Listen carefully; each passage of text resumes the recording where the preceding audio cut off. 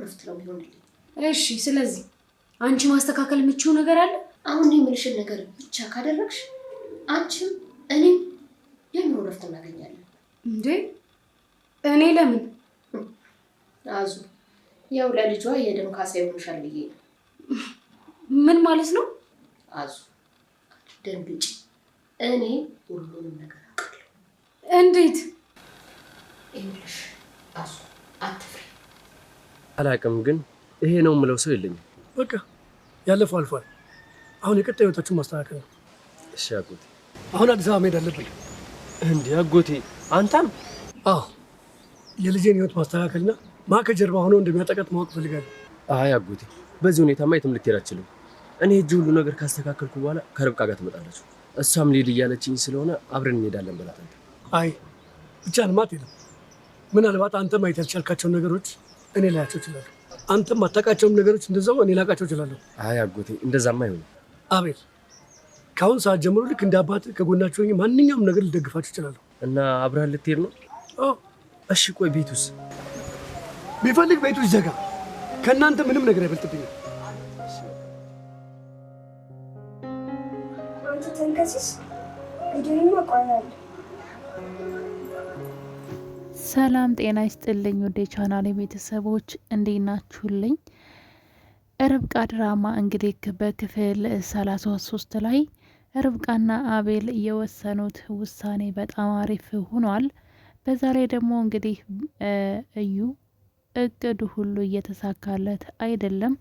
ሁሉን ነገር በእጅ አስገባሁኝ ብሎ አቤል ላይ የፎከረውንና የበቀልን ተግባር አደርጋለሁ ሲል አሁን ላይ ግን ምንም እየተሳካለት አይደለም። የያዘውና የገነባው ሁሉ በአንዴ ሊናድለት ነው። እንግዲህ እንደሚታወቀው እዩ ርብቃና አቤል ቤቱን ለቀው እንዲሄዱ በሌላ ሰው ጥሪ ካስላከ በኋላ ማለት ነው፣ ማዘዣ ወረቀት። እሱ ግን መተው እስኪገቡ ድረስ እዚህ ቤት ልቆይ በማለት አቤልን ይሸውደዋል። አቤል እዩን በጣም ነው የሚያምነው። ምክንያቱም አብረው ሲያድጉ አንድ ቀን እንኳን ቁም ነገር ሲሰራ አይቶት አያውቅም። ስለዚህ እዩ በኔ ላይ እንደዚህ አይነት አጸያፊ ነገር ያደርጋም ብሎ በፍጹም አቤል የማያምን ሰው ነው። አሁንም እስቲል አሁን ድረስ ርብቃ እንኳ ስትጠራጠር እሱ ግን ምንም ነገር ሊጠራጠር አልቻለም።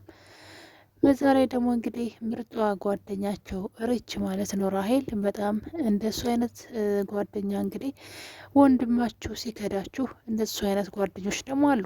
አንዳንዴ ምን እንላለን፣ በዚህ ዘመን ሰውን ማመን የለብንም ብለን ያው ጭፍን ማለት የለብንም።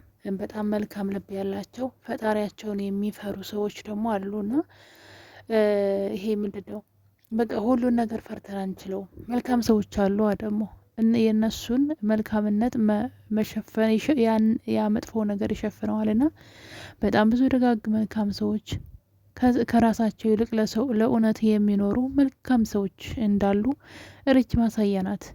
ወንድም ተብሎ ደግሞ አብሯችሁ እየበላ እየጠጣ ህይወታችሁን ሁሉ እያወቀ እያንዳንዱ ልባችሁ ምን እንደሚያስብ ውስጣችሁን ሁሉ የሚያነብ ላይፋችሁን የሚያውቅ የራሳችሁ ወገን ያላችሁት ደግሞ ወዳጅ መስሎ ጥርሱን እየሳቀ ውስጥ ለውስጥ የሚገላችሁ ልክ እንደዩ አይነት ሰው አለና ክፉም መጥፎም ሰዎች እንዳሉ ማወቅ ነው እንጂ እንደው በደፈነው የሰው ልጅ አይኑን ላፈር ማለት የለብንም።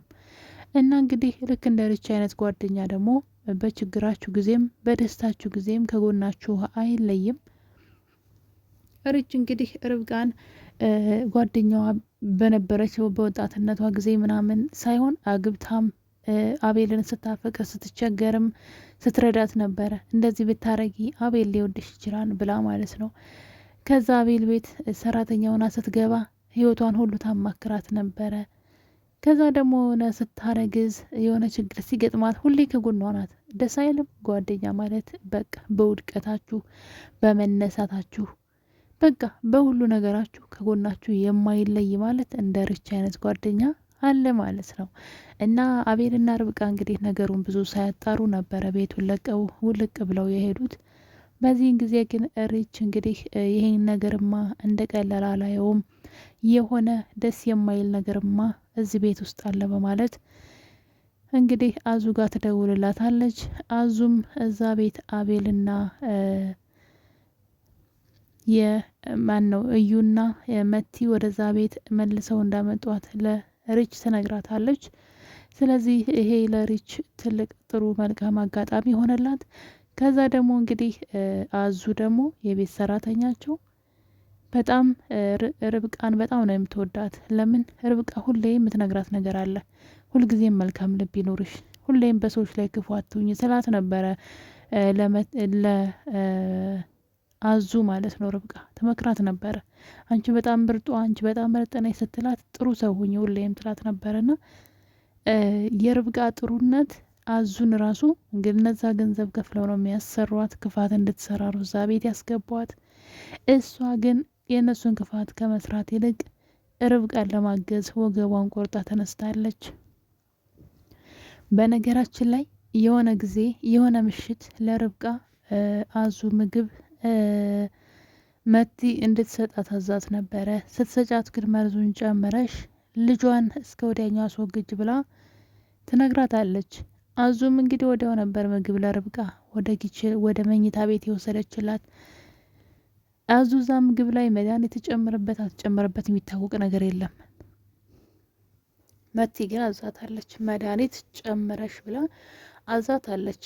አዙ ተጨምራ ተጨምራ የምናውቀው ታሪክ የለም። ምክንያቱም ደግሞ ይህን ያደረገችውን ነገር ወዲያው ለዩ ደውላ ነግራው ነበረ። አሁን በአዙ በኩል የርብቃ ልጅ ልንሰናበተው ነው ትለዋለች። እናም አቤል እዩ ማለት ነው ጥሩ ሰው መስሎ እንግዲህ ሲያስመስል እየሮጠ ሄዶ ርብቃን ምግቡ እንዳትበላ ከልክሏታል።